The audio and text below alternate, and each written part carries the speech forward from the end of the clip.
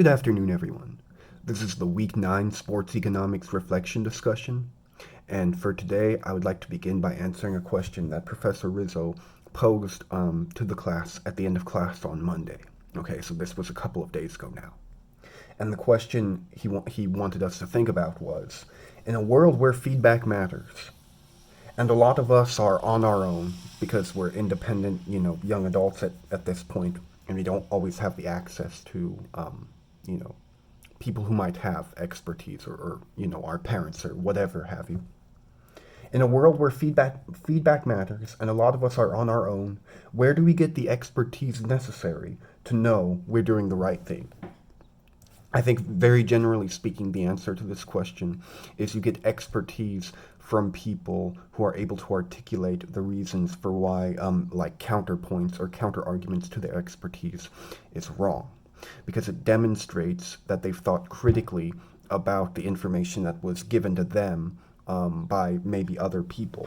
They've taken that information, they've been able to synthesize it, and they've come up with reasons, for why, they think their method works, and therefore they're able to share that with other people, presumably if they're a coach teaching other students or athletes, whatever the case may be. If you go up to a coach and you ask them, oh, hey, coach, and this is just a very basic example, by the way, but if you were to go up to a coach and ask, hey, coach, how many glasses of water should I drink in a day? And the coach says, oh, well, 8, obviously.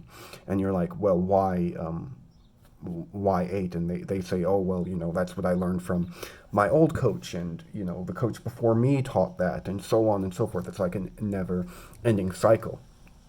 But if that coach were to say something like, "Oh, well, 8 glasses of day, given your body size and the training that you're doing, that's enough to ensure that you're able to stay properly hydrated." And I don't know. I'm trying to use the example to illustrate a broader point, in that whenever you are trying to get feedback from somebody and you're trying to decipher from yourself what methods are going to work, whether it's to do your workout training or studying, whatever have you, and there's no like one primary source you can fish from, you're going to have to fish from multiple sources, and to be able to determine whether or not those sources are good, you will need, again, to investigate, if people have actually been thinking about the information that they're feeding other people, or if it's just like generally, they take it as is and run with it. And I think that's a very important difference. But moving on to some of the points we talked about on Wednesday's class, we discussed a little bit more about grit, and we actually had a good conversation about some of the implications of Angela Duckworth's studies that we did a homework on a couple of weeks ago.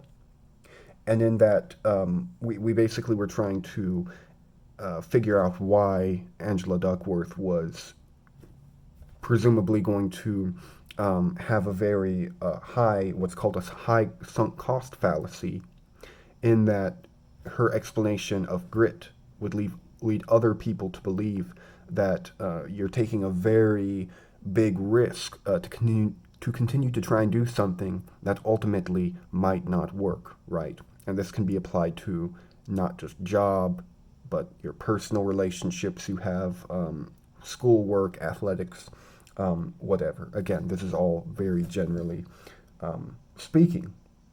But the sort of counter arguments we were able to come up to with that is that, well, going back to the points about generality and noticing trends among the population, people who do have more grit and who are able to persevere through very difficult situations tend to, at the margin, are more likely to be successful, right? And they're able to make calculated risks because they understand those risks and know their own personal, abilities in trying to overcome said risks. But I was not entirely, full disclosure, I was not entirely convinced about Duckworth's research, not because, and that's not out of any disrespect towards her, because I think she, has obviously put a lot of time and effort and care into this. But my problem with her grit test was more so based on the fact that it didn't really seem to the questions were posed in such a way to which, they were very ambiguous, and it's very difficult, I think, to actually apply what she meant to specific situations. One of the questions, if I recall correctly, is like, oh, have you ever worked on a project for a long period of time? And another question was, or excuse me, a statement was, if, one is easily distracted.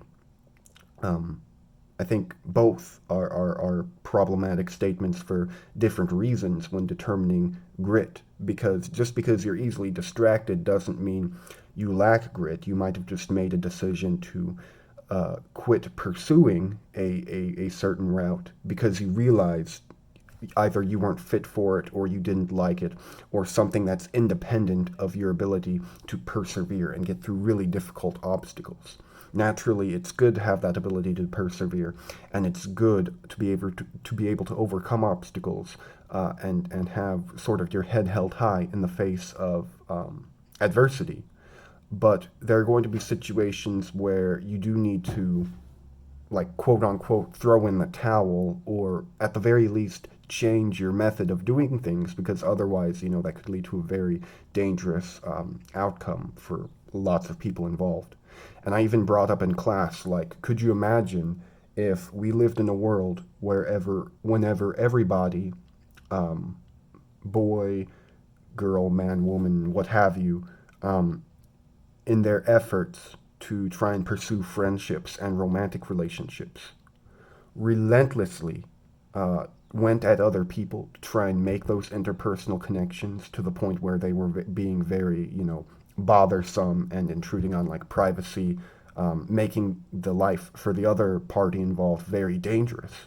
I mean, that would be a disaster. That would be a very bad world to live in, and that's why obviously we have laws and regulations in American society and abroad to try and prevent that from happening, right? Um, I guess I just bring that up because, grit's important, but like leadership and like an earlier homework we did, even more so than a couple of, harkening back to more than just a couple weeks ago, with regards to leadership, the extent to which they are important in day to day life, I think they are important, but I think they're also overblown. And I think that you can be a good person, like whatever metric we're using to measure well-roundedness, or like the extent to which a person, is contributing to a uh, better himself or herself, or contributing to a better society. I think there are other measurements besides grit and besides leadership. I think those two are often used as a crutch, when in reality, obviously, that shouldn't be the case. We need to take in other considerations, other factors. Um, just one final quick point I wanted to mention was about a point that was brought up in class about how over time Olympic athletes' body types have changed. The example of Jim Thorpe was brought up in that he looked like a very average type of man, but he was able to participate in a lot of different sports. But over time, it's specialized, right? And you see a lot of different body types for different sports and Olympic events. And even within those sports, you see a lot of different body types depending on what position that person plays. For softball, the example was brought up of like a catcher is going to look significantly different than a pitcher, and likewise is going to look different from, say, or excuse me, conversely, is going to look different from somebody like a designated hitter. But the point is, I think this specialization should not be taken as a surprise, because whenever, somebody eventually is going to discover that certain body types at the margin are more likely to be successful playing different roles, just, physically, how it works, how it's going to, be applied to a real world situation in which the sport is played. Specialization goes for everything, not just sports. I mean, look at all the different, jobs we have now and all the different, sort of things. But anyway, I'm running out of time, so I'm going to end it there, and I will see y'all next week.